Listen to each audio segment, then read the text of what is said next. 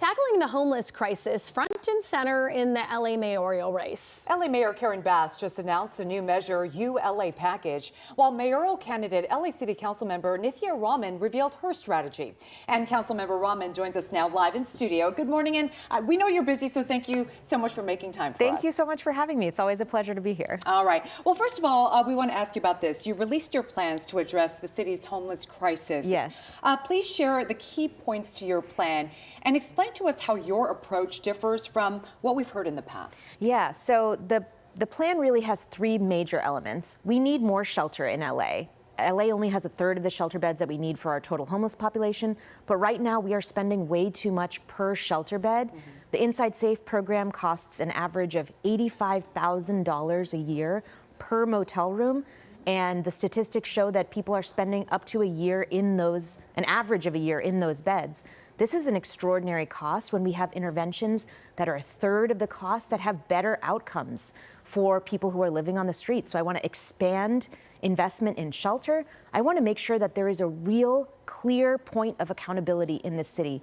Last year, we actually created a Bureau of Homelessness Oversight in the city, but because there is really a lack of urgency to deliver on accountability, performance management, and outcomes for the system, that bureau doesn't have a single staff member assigned to it yet, not one staff member. I think there's a lack of urgency around what Angelenos are asking for, which is we taxed ourselves to have better outcomes on homelessness. Now you show us the results, you deliver on accountability. Finally, I talk a lot about mental health. Mental health issues are really, really important for people who are on the streets and in our shelters. LA County is supposed to be providing us mental health support. We're not demanding what Angelenos deserve from them. Thanks to work that I did, I actually pushed and finally got the first data about what kind of mental health services are actually being provided at our shelters. Only 4% of residents across all of our thousands of shelter beds are getting access to any mental health support. I would immediately create street medicine teams that are serving the city citywide, who can actually deliver mental health services right on the streets. And I would use the data to advocate for what we deserve from the county, because without that, City of Los Angeles residents are paying double, triple for services that we are just not getting. I do our consumer investigations, and I hear all the time from people who live within the city saying, you know, I'm trying to get this done in my community, or this done at my school, or this done here, but there's so much red tape. Yes. So you've talked a lot about red tape, but also, even if you're trying to cut the red tape, yes, can you do it without council approval or committee approval? How do you get rid of that process that takes so long, yes, and ends up costing so much money, and a lot of people feel like they don't get results because of it? Here's the reality. That is the real power of the mayor's office, is to push the departments to take action and to convene different departments in different jurisdictions. That's the mayor's real power, and one that I have not seen this mayor using to deliver results for Angelenos. That's why I'm excited about what you can actually accomplish in the mayor's office. The mayor has the ability to hire and fire department heads and to hold them accountable for outcomes in their departments. I want to do that. I want to make sure that we're saying, hey, we need to reduce processing times, and if we don't meet those results, then the leadership needs to change.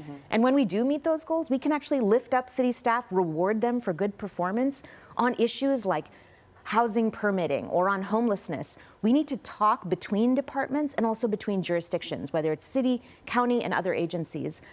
The mayor's office has the ability to actually convene people and force them to work together towards the outcomes that we need desperately to happen here in the city of Los Angeles. We've seen the same thing happen in the city of San Francisco, where Mayor Lurie came into office, actually convened interjurisdictional efforts, and was able to really reduce street homelessness. There is no reason why Los Angeles shouldn't be doing the same thing right here immediately. And for voters out there, you list your campaign platform on your website, the 5 things you are committed to, one of them being, I'm quoting here, ending the pay-to-play politics that have dominated the city for decades.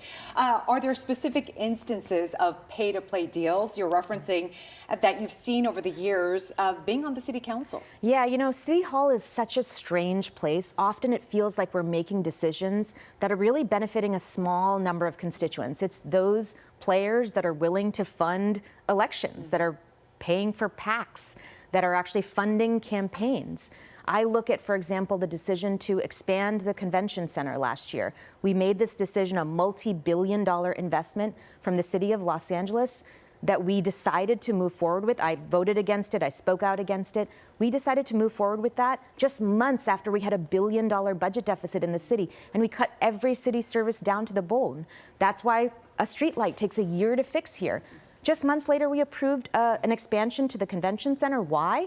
Downtown business interests that fund campaigns wanted that investment to happen, and that's who we made the decision for. What happens to residents of Los Angeles when they are not in the room and not being considered, when we're making enormous decisions that have enormous fiscal costs? Well, Angelenos are asked to pay more for basic services that they should be getting. So one of your loudest critics has been Spencer Pratt, who's also running. And what he has accused you of basically being part of the machine, being part of the system that has failed us, because you have been in city government for the past 6 years. Mm-hmm. How do you respond to that? You know, I came into politics kind of unusually. I was a mom who was concerned about rising homelessness in my neighborhood, ran for office because I felt a sense of urgency and desperation for change. I wanted to see a city government that responded to the issues that I was seeing around me with the urgency that I felt for change. Right now, I feel like I'm running for mayor for the same reasons. I've been pushing up against the system from my role as a city council member. In my district, I've been able to deliver results. We've reduced homelessness, we've helped tenants, we've helped businesses, and I've passed policies that have helped the whole city. But as a council member, you can only do so much. And I'm up against a wall of inaction in the city from the mayor's office on issues that I know we can address. I waited for a long time in this mayor's race to see, would we have a conversation about the direction that the city is going in this mayor's race? And when I saw no one else stepping up to have that conversation, to talk about the feeling that I see across so many Angelenos that this city is moving in the wrong direction and not in the right direction, I stepped up. It was a reluctant decision for me. I'm the mother of young kids, but I love this city so much, and I think it deserves someone who's really fighting for its future. Councilmember Raman, we want to give you a chance to respond to a report on Friday. There was a report on Friday that the LA City Council's Democratic Socialist of America members, which you are a part of, are attempting to, quote, seize control of the LAPD in an effort to shrink the force.